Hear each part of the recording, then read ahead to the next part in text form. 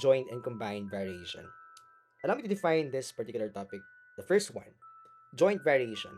Y varies jointly as x and z if there exists a non-zero number k such that y equals kxz, where x is equal to 0 and z is equal to 0. Ano bang ibig sabihin yan? So when you have y varies jointly, so when we say varies jointly, there exists a non-zero k. K is constant from our previous discussion as x and additional variable which is yung ating z. So yun yung special dito sa joint variation. Dalawa na yung nanditong variable. They are together, so varies jointly sila. So y varies jointly. Parang direct variation lang siya. So when we have this one, they are jointly variated with a given k. However, hindi tayo pwede magkaroon ng 0 sa k, sa z, at saka sa x at saka sa z. Or else magiging 0 yan. Okay? So that is the joint variation. Let us use this formula for our first given. Our first given is the trapezoid formula. There is a given trapezoid with the area. We all know that the trapezoid varies jointly. Let me emphasize this one. Varies jointly as the height, h, and the sum of the bases, the first base and the second base. Ito yun. Okay, the height is given as well. And we want to find the equation. Equation ang hinahanap dito, or another term, formula, or representation of the joint variation where the given is area equals 40 square meters. Also, given din yung height natin na 4 meters at yung dalawang base natin na 8 meters and 12. Okay? So, paano natin gagawin yon? Okay, first is to write this particular solution or sentence solution here. No? Isa-isahin natin, i-dissect natin tong particular solution na to. The first is this one. Okay? So, meron tayong the area and we all know how do we represent the area. That is A. Right? The area is A. Medyo laki natin yung ating given. Okay, the area is A. Masyado na malaki. Okay, also, we have varies jointly. When we say varies jointly, we are referring to the constant. Okay? And there is an equal sign here, don't forget.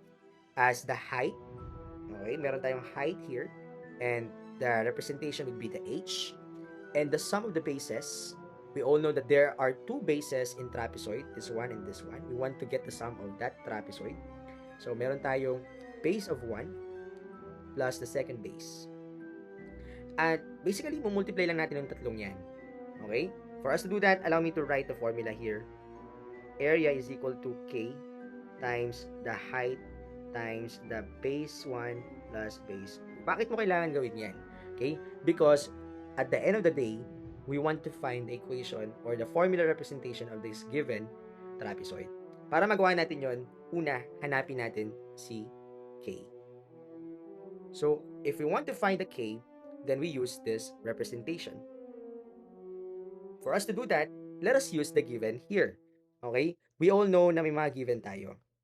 Ang given natin is yung area. Ano ba yung area? That is 40, right? May height din tayo, tama? The height is 4 meters. And the base 1, meron tayong base 1 na 8 meters. And the base 2, meron din tayong 12 meters. After doing it, meron tayo ditong equation. We want to change this 1. Okay? If we want to change that, we can make it as 40 equals, of course, meron tayo ditong k. Yun yung hahanapin natin. So, we want to write k here. Okay? Times the height. The height is 4. Okay? As indicated here. Also, meron tayong unang base at pangalawang base. Yung unang base, ang given is 8. Plus, yung pangalawang base, meron tayong 12. Okay? So, na-substitute na natin or na-plug in na natin lahat ng mga given dito. So, simplifying it, we have 40 equals k. Adding this one, 8 plus 12, that is going to be 20, right? And finally, we can multiply 4 times 20, that is k or 80k equals 40. Again, bakit naging 80? Because 4 times 20, that is 80. Sinulat ko lang sa umpisa or sa unahan. Okay? To find the k, because that is our goal, divide both sides by 80. And when we divide both sides, the remaining would be k equals 40 divided by 80. We can get the lowest term, that is 1 over 2 or 1. And that's it, no? Finally, dahil nakuha na natin tong k, we can say na ang equation itong ating trapezoid is the area. Okay? Sulat ko lang ulit itong formula representation na to. This time yung k papalitan na natin siya ng 1/2, right? Tapos meron tayong h, tapos meron tayong sum ng dalawang bases. Okay? At dahil equation lang ang hinahanap natin, ito na yung magiging final answer natin. You know what? This is the formula for the trapezoid. Okay? That is the formula for the trapezoid. Hinahanap lang natin dito yung constant niya para makompleto natin yung kanyang representation or yung mismong equation. Okay? So, now, I'm gonna try your previous knowledge about this particular shape, which is rhombus. Ganun din ang gagawin ninyo. First is to find the given. May mga given na dyan. Okay? So, these are the given. And finally, after finding the given, may nakalimutan pa tayo. Wala naman tayo nakalimutan. After finding the given, solve for the k. Okay? Once na ma-solve mo na yung k, ilagay mo yung k dun sa mismong equation to complete the formula for the diagonals or a given rhombus. The formula for the given rhombus. Okay? So, that's it. Take time to think and analyze what should be the answer for this particular matter. So, we will tackle this particular topic in our classroom. Now, for the second part. Second example is finding the missing. Okay? Suppose y varies jointly as x and z. Okay? But, however, we have y equals 32 when x is equal to 8 and z is equal to 2. We want to find the y when x is 15 and z is 6. So, may nawawalang second y. For us to do that, let us use the first given here. Okay, meron tayo dito mga given na we can say that the y, no? Let me minimize this one. Okay, as part of our solution, we can say that the y varies jointly as x and z. So, meron tayong y dito. We all know that the varies jointly is equal to k, that is a constant, as x and z. And this is going to be the formula representation na gagamitin natin. Okay? Varies jointly is k as x and z. So, that is the formula representation. We have y equals k times x times z. Okay? That is the formula. And the first y, we all know that the given first y is 32. So, we can write the 32 here. Okay? Itong 32, sinulat ko dito sa y. Pinalitan ko lang yung first y. That is equal to k. Because we want to find the k, substitute natin yung mga given na x. Meron pa tayong x dito na 8. At meron tayong isa pang given na variable, which is yung z na 2. Okay? So, yung first part muna. Simplifying this one, 8 times 2 gives us 16. Right? And then k is written here, then 32 is on the left-hand side of our equation. And for us to find the k, divide both sides by 16. And dividing both sides by 16 gives us k equals 32 divided by 16. That is going to be 2. And finally, we have the k value. First step is to find the k. Second step is to apply the k. So, since we all know na ang formula natin is y equals k x z, pwede natin itong palitan ng 2. This time, we change the color. So, yung k natin magiging 2 na. Okay? And then we have x, we have z. This is the new value of our xz. This time, hanapin natin yung pangalawang y. Okay? Para mahanap natin yung pangalawang y, we can use this additional information. The first x is, we have 2 here, 15. Okay? Again, yung first x natin is 15. And yung z natin is 6. We can write here as 6. Okay? So, na-substitute na natin or na-plug in na natin yung pangalawang mga x and z natin. Then, multiplying this one, 2 times 15, that is going to be, I think, 30 times 6.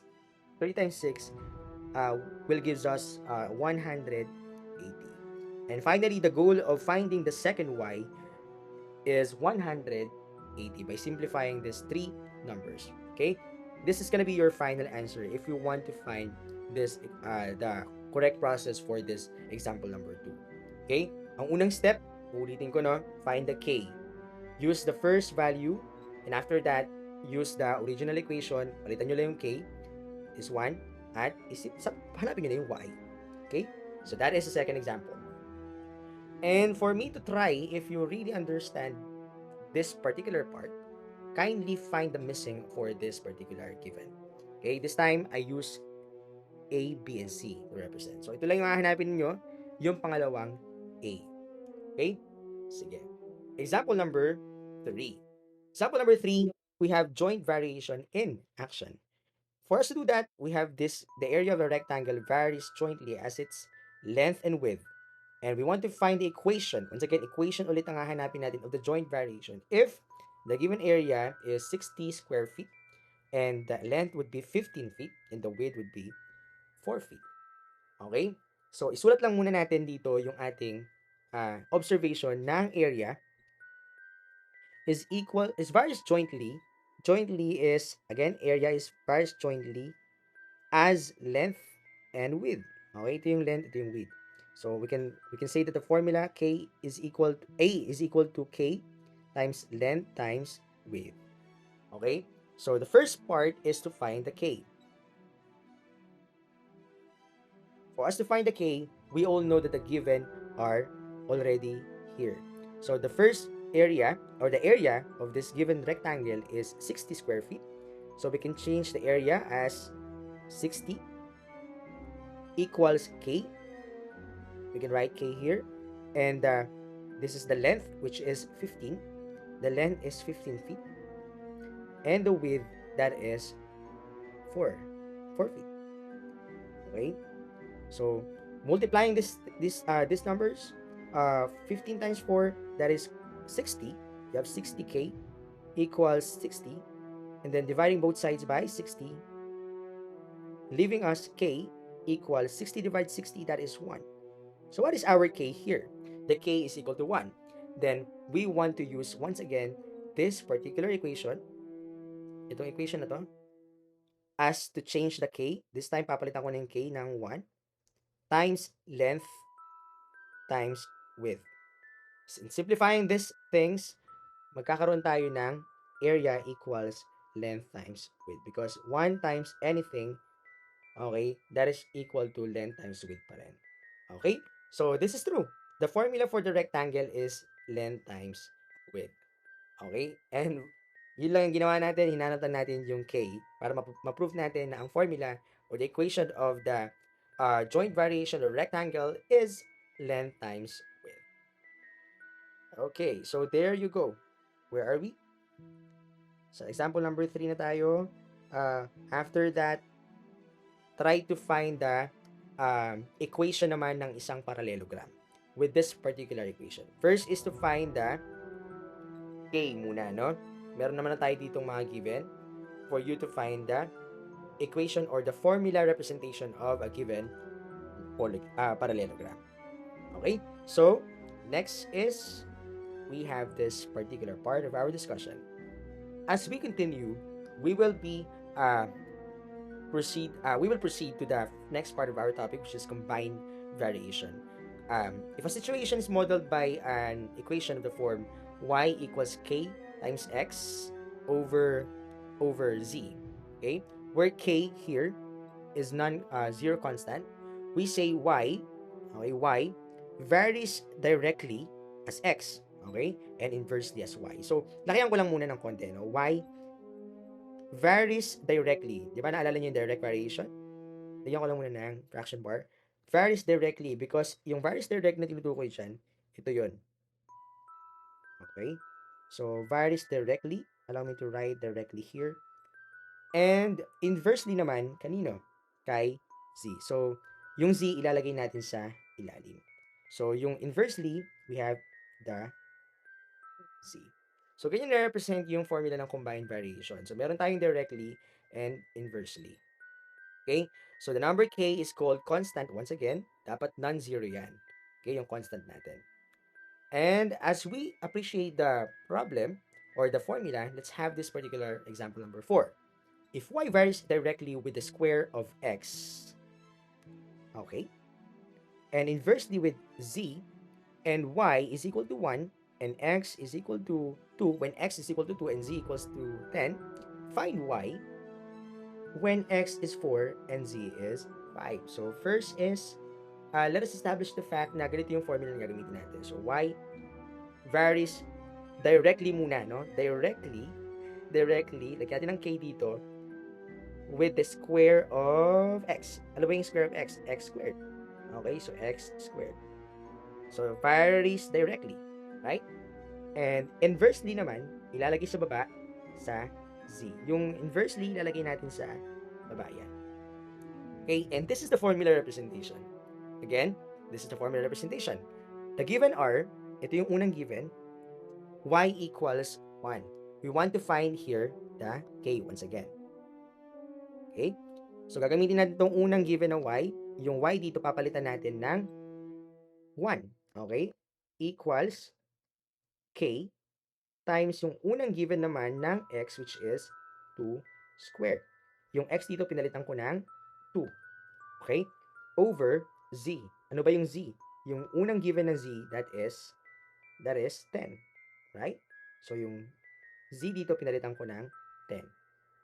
Okay. So, simplifying this one, we have 1 equals 2 squared, that is 4k over 10. Again, 2 squared is 4. Inuna ko lang yung 4.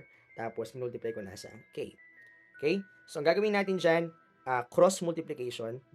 We have here, yan, 1 times 4k, that is 4k, right? 10 times 1, that is equal to 10. And we have this particular part. Inuloy ko lang dito. And then, dividing both sides by 4, okay, leaving us k equals 10 over 4. Or we can simplify or get the lowest term. Pwede natin siyang isulat as 5 over 2. And that is equal to our k. Okay? So that is the first step, finding the k. The second step is, gamitin naman natin tong information na to. Okay? Meron tayong x equals 4 and z equals 5. Hanapin natin yung y. Okay? Since meron tayong y equals this formula, this time palitan ko na yung k dyan ng 5 over 2. Okay? 5 over 2 equals the x squared. Yung x squared, yung x natin dito is 4. Right? 4 squared over the z. The z is 5. Okay. So, if you want to simplify this one, first is, simplify muna natin tong 4 squared. So, 4 squared, that is 16. Right? Times 5 over 2 over 5 equals y. Okay? Ayusin natin yung y. Okay? So, simplify natin tong 16. 16 times 5 divided by 2. I think ang lalabas na sagot dyan is 40, if I'm not mistaken. So, let me check using calculator. So, 16 times 5. 80, no? Divided by 2, that is 40. I think the answer for this particular part is 80 divided by 2 over 5. And we can simplify this one, 80 divided by 2, that is going to be 40, right? So, 40 divided by 5, we have y equals 8. Finally, the final answer is y equals 8. Okay, so that is the final answer for this particular example. And for the try number 4, ganun din ang gagawin ninyo. Yung process na ginawa natin dito, find naman din yung y using the process that we did earlier. Okay, may missing na naman dito y. Okay, write your answer in your notebook and we will check sa ating classroom. Okay, for the example number 5. So, in here, ito na yung real-life application ng topic natin na joint and combined variation. Okay, so the given would be the time t it takes to construct a highway, okay, varies directly as the length of the road. Okay, so I use the L as to represent the length. With the number of workers, W is the number of workers. it takes 50 workers and 8 weeks to construct 2 kilometers of highway. How long will it take 80 workers to construct 15 kilometers of highway? So there are things na kailangan natin consider dito sa ating part ng ating topic. So first is to write the relationship between the variables t, ito kasing ginamit, no? T, which represents the time, the length, uh, and the width. Okay, so kailangan natin makita kung paano sila, uh, ano yung mga relationship ng tatlong variable na yan. Okay, we can say that it can be expressed as this particular equation. T is equal to K, which is the constant, of course, may constant, times L over width. Again, sabi kasi dito yung time varies directly sa length, kaya siya dito inilagay sa taas. Okay? But, inversely naman sa number of workers, kaya nasa baba yung W. Okay? I hope na-gets niyo yung part na yun. So, this is the formula representation na ang gagamitin natin dito. Again, lalagyan ko lang dito ng note para hindi kayo malito. This one is varies directly. This one is varies inversely. Saan nyo makikita yan? Makikita nyo yun dun sa mismong. So, inversely. Now, we want to find out the K first. No, para mahanap natin K, siguro isulat na natin yung mga given dito, no, para hindi malito. So, the first given here, yung unang given ng worker, that is 50. Okay? Ang kanyang length or kanilang time daw, no, para matapos yung unang gawain, unang highway, which is it takes 8 weeks to do that. Okay? Also, yung kanilang length na magagawa naman, that is 2 kilometers. Okay? So, ang tanong, yung isa naman, given naman yung workers na 80, mas marami sila compare sa una. Tapos, yung how long, ito yung pangalawang hinahanap, no? Pangalawang time na hinahanap. Na, ang na-construct kasi nila is yung 15 kilometers, no? So, syempre, mas malaki yung na-construct nila kasi mas marami sila. Pero, gaano kaya katagal yun? Yung kanilang paggawa. Okay? So, tignan natin using the formula. Okay, so we have here the T. The first time, we have here 8. So, we want to write 8 here equals K times yung unang length natin, we have 2 over the width, which is 50. So, we want to find the K here, right? So, for us to find the K, we can cross multiply 50 times 8, that is going to be 400. Tama? So 1 times K, 1 times K times 2, that is we have here 2K, right? 2K. And then dividing both sides by 2, leaving as the K is equal to 400 divided by 2, 200. Okay? That is the vital part of our discussion. Kailangan mo nang mahanap yung constant. Ngayon, nahanap na natin ng constant, gagamitin na natin itong equation na to. So, we have T equals K, which is yung 200 na yung constant natin, times length over the number of workers. Okay, yan yung gagamitin natin. Now, we will be using this particular part. Okay? So, I will use red ball pen para i-represent yan. So, the time is missing. Right? Ito yung hinahanap.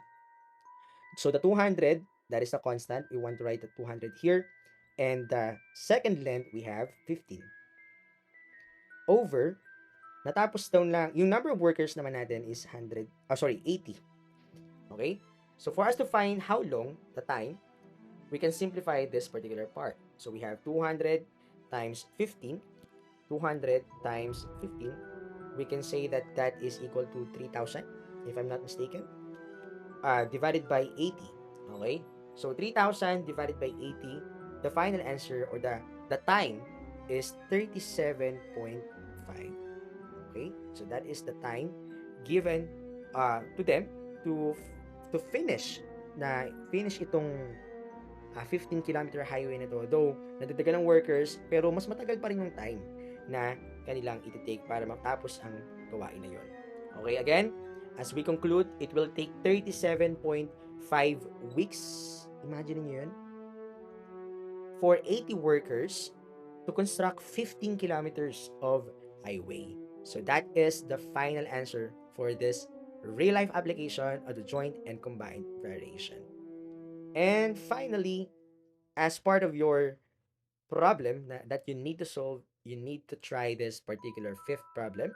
If how how many it takes time, no? How long will it take six painters to complete a 450 square meters house with this prior given sa unahan? Okay? So, tignan nyo po yan, aralin, at balikan nyo po yung process kanina because that is parallel to this try it number 5. Okay, kung anong ginawa natin dito sa first part, yun lang din naman ang gagawin natin dito sa second part. Okay? So, I believe this concludes our session for today. And once again, this is our session for today about the joint and combined variation.